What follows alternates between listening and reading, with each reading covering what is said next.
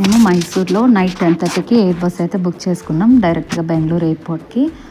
10:30 to around 2:30 అయింది అనుకుంటా బెంగళూరు వెళ్ళాం.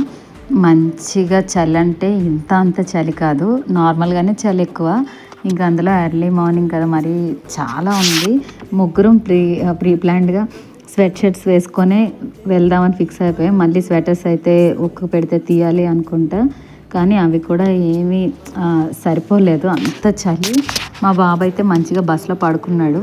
ఇంకా దిగిన తర్వాత ఎత్తుకుంటే లగేజ్లు కూడా ఉన్నాయి కదా, కుదరదని వాడిని కూడా లేపేసాం. ఇంకా చెక్ ఇన్ అయిపోయి బ్యాగ్స్ అన్నీ ఇచ్చేసిన తర్వాత లాంజ్కి వెళ్ళి టిఫిన్ అయితే చేసాం.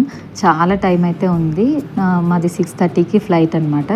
సో మళ్ళీ 7:30 అవుతుంది కదా అని లాంజ్కి వెళ్ళి కాసేపు అక్కడ ఫుడ్ అంతా తినేసి రెస్ట్ తీసుకుందామని వెళ్ళాం. 5 అయింది, ఇంకొంచెం నాకు నిద్ర వచ్చినట్టుందని పడుకున్నాను. మా హస్బెండ్ ఉంటానని చెప్పారు. మా బాబు పడుకున్నాడు. ఇంకా ఆయనకు కూడా నిద్ర వచ్చి తను కూడా కొంచెం స్లీప్ అయితే వేస్తారు. టైం చూస్తే సడన్గా 6:10 అయిపోయింది. ఇంకా కాల్ కూడా లాస్ట్ మనకి పిలుస్తారు కదా, అది కూడా ఇంకా లాస్ట్లో ఉంది. ఇంకా ఫాస్ట్గా అయితే ఇంకా వెళ్ళిపోయాం. ఫ్లైట్ మిస్ అయితే తెలుసు కదా, ఇంకో ఫ్లైట్ బుక్ చేయడానికి ఆస్తులు అడుగుతారు. ఈ పిల్లలు కూడా అంతేని, పిల్లలు అసలు ఆ ప్లేస్లో కూర్చోరు, కానీ వాళ్ళు కూడా ఫుల్ టికెట్ తీయాల్సి వస్తుంది. ఇంకా తప్పదంతే, మనం త్వరగా ఇంటికి రీచ్ అవ్వాలి అంటే ఇది ఒకటే ఆప్షన్. సో ఫైనల్గా అయితే ఫ్లైట్ ఎక్కేసాం. ఫ్లైట్ ఎక్కి ఇంకా జస్ట్ మేము కూర్చొని మామూలుగా చూస్తున్నాం సన్ రైజ్ అవుతుంది కదా అని చూసి అనేలోగా చెన్నై ఎయిర్పోర్ట్ అయితే వచ్చేసింది. మేమే షాక్ అయ్యాం. మహా అయితే ఒక 45 మినిట్స్లోనే వచ్చేసింది అనుకుంటాను.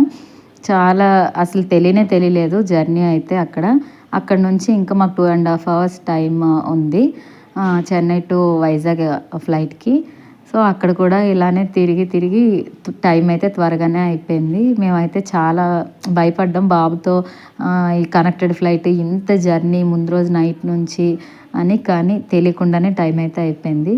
కానీ దూరంగా ఉన్న వాళ్ళకి చాలా చిరాకుగా అనిపిస్తుంది ఈ జర్నీలు చేయాలంటే. ఇంటికైతే వెళ్ళాలనిపిస్తుంది, కానీ ట్రైన్లో వెళ్తే ఫుల్ 1 day, ఫ్లైట్కి వెళ్ళినా సేమ్ అంతే. మైసూర్ టు బెంగళూరు, బెంగళూరు టు వైజాగ్, మళ్ళీ వైజాగ్ టు మన ఇంటికి వెళ్ళి చాలా ఇబ్బంది. ఇంకా తప్పదంతే.